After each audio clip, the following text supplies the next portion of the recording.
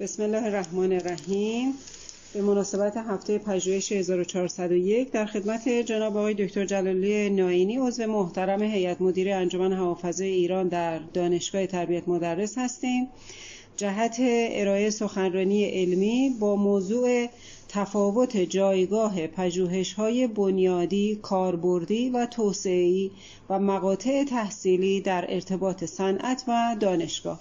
آقای دکتر در خدمت شما هستیم برای ضبط سخنرانی شما که در اختیار علاقمندان قرار بدیم. خیلی متشکرم. بسم الله الرحمن الرحیم. یکی از موضوعاتی که در حوزه ارتباط صنعت و دانشگاه کمتر به آن توجه می شود، تفاوت جایگاه پژوهش‌های بنیادی، کاربردی و توسعه‌ای و همچنین مقاطع تحصیلی مختلف در این خصوص است. متاسفانه در اغلب مباحثات ارتباط صنعت و دانشگاه تفکیکی در این خصوص صورت نمیگیرد و همه رو با هم جمع میبندند و انتظارات یکسان دارند، در صورتی که هر کدام نقش متفاوتی دارند. ما در دانشگاه و صنعت و در سطح سازمان‌ها و وزارتخانه‌ها نیاز داریم تا پژوهش‌های بنیادی یا پایه‌ای و کاربردی و توسعه‌ای مطابق تعریف اصطلاح تخصصی آن به خوبی تبیین شود. موضوع ساده است، اما در حال حاضر در سیلابس آموزشی رشته‌های مهندسی ما نیست و لذا برداشت‌های شخصی در این خصوص اغلب اشتباه است، مگر اینکه کسی خودش بر حسب علاقه موضوع رو مطالعه کرده باشد. به کرات دیدم که پژوهش‌هایی که نوعاً کاربردی است، چون متقاضی بیرونی نداشته بنیادی یا پایه‌ای تلقی شده، در صورتی که پژوهش‌های دانشکده‌های فنی و مهندسی اغلب از نوع پژوهش‌های کاربردی است، چه متقاضی بیرونی داشته باشد و چه نداشته باشد. در داوری مقالات هم به وفور دیدم که در انتخاب این که مقاله از نوع چه پژوهشی است به اشتباه نوع آن رو انتخاب می‌کنند.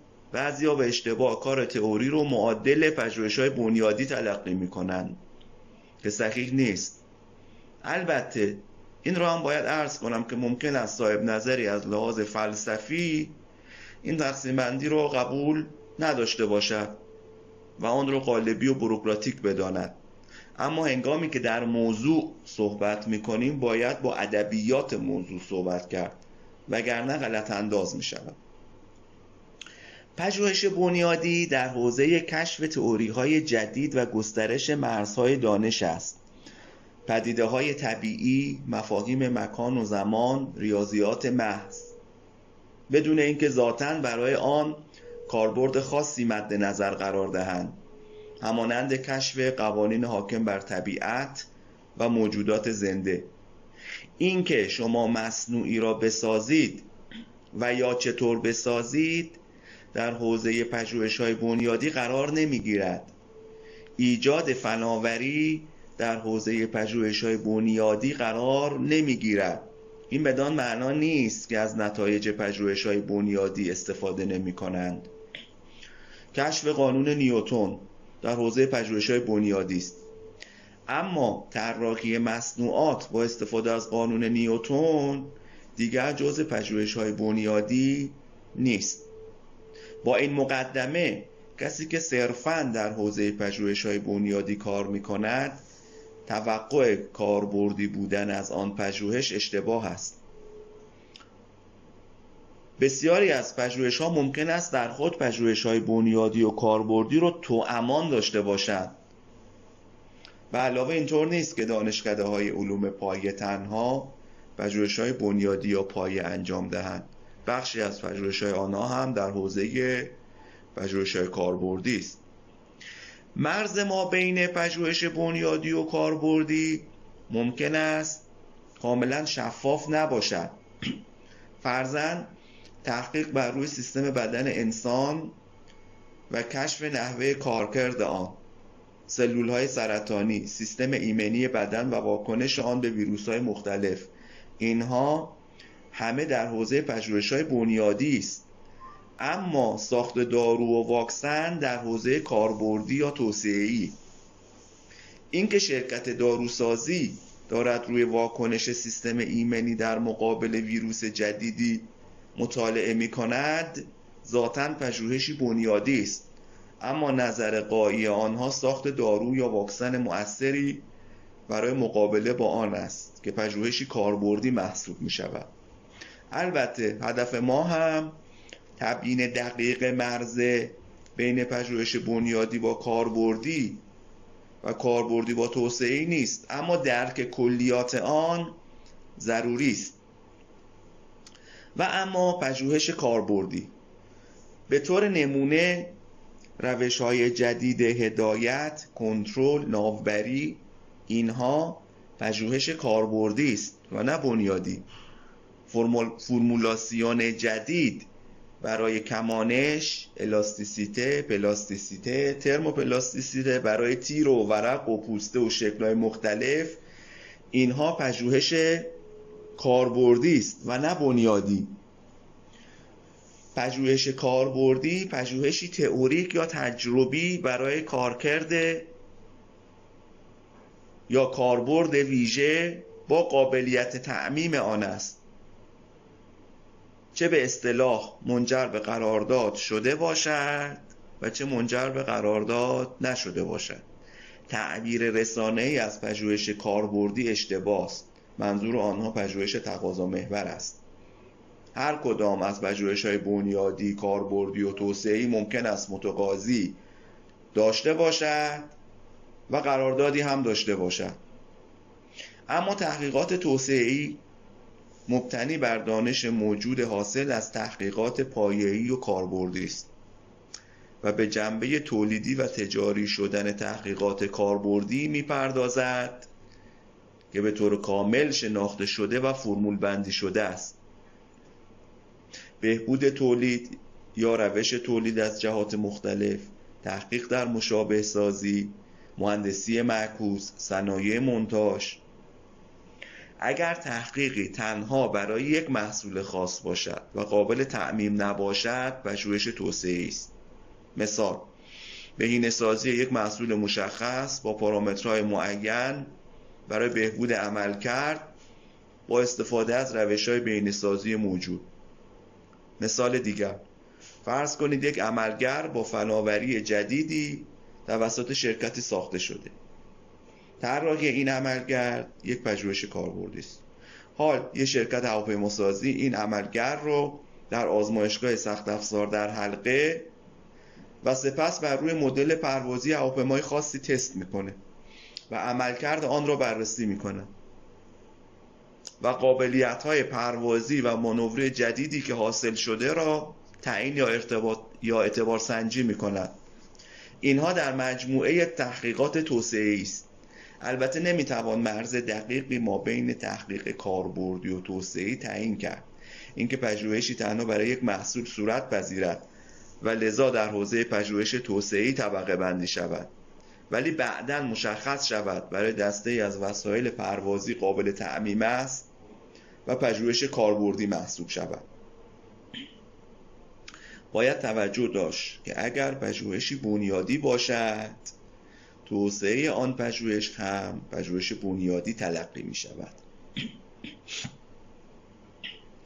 اگر پژوهشی کاربردی باشد، توسعه آن پژوهش هم پژوهشی کاربردی است. بعضا اشتباه میکنند و فکر میکنند که لفظ توسعه که می آید، پژوهش از نوع توسعه‌ای می شود.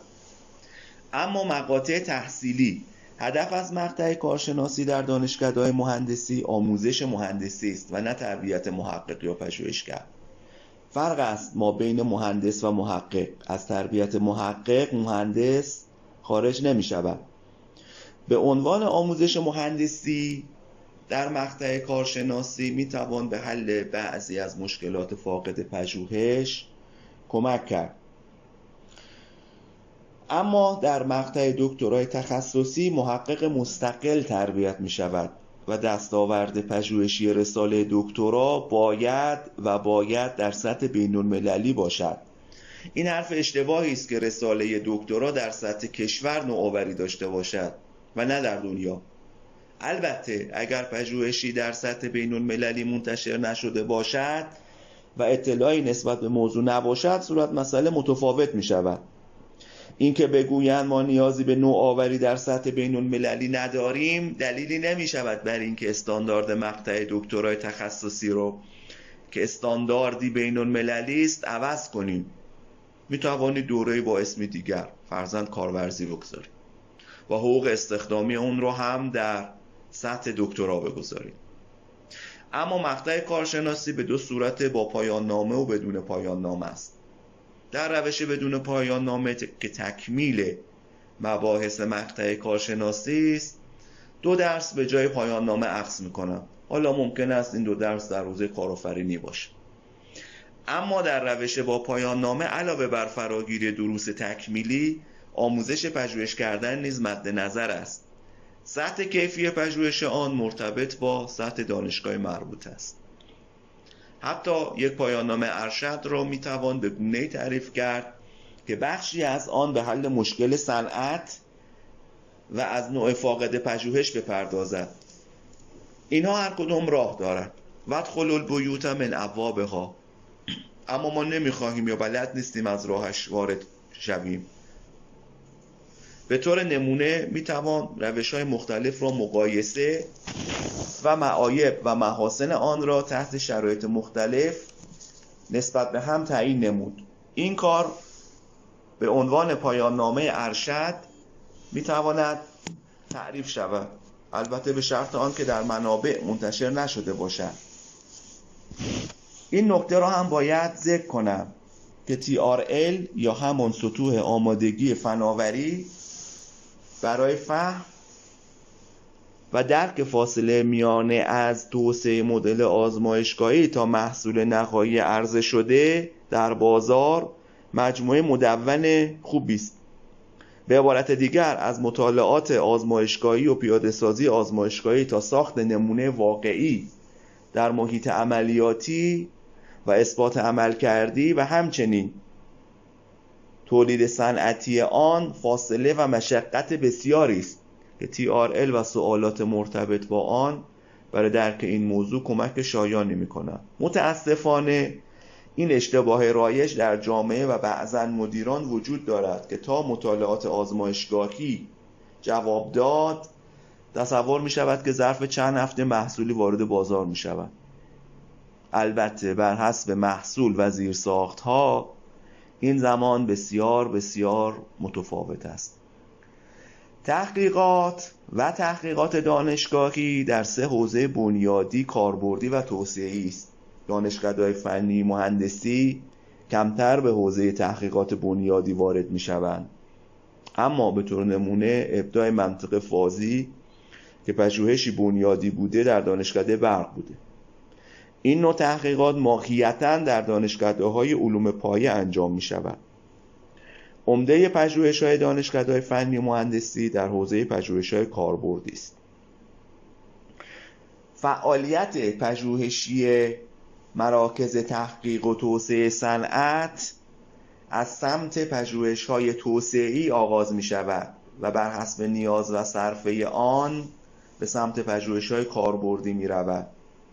البته شرکت‌های معظم نظیر IBM ممکن است منتظر پژوهش‌های بنیادی دانشگاهی نمانند و خود پژوهش‌های بنیادی داشته باشند که دارند. در این صورت علاقه‌ای برای چاپ آن به صورت مقاله ندارند تا در اختیار رقبا قرار گیرد.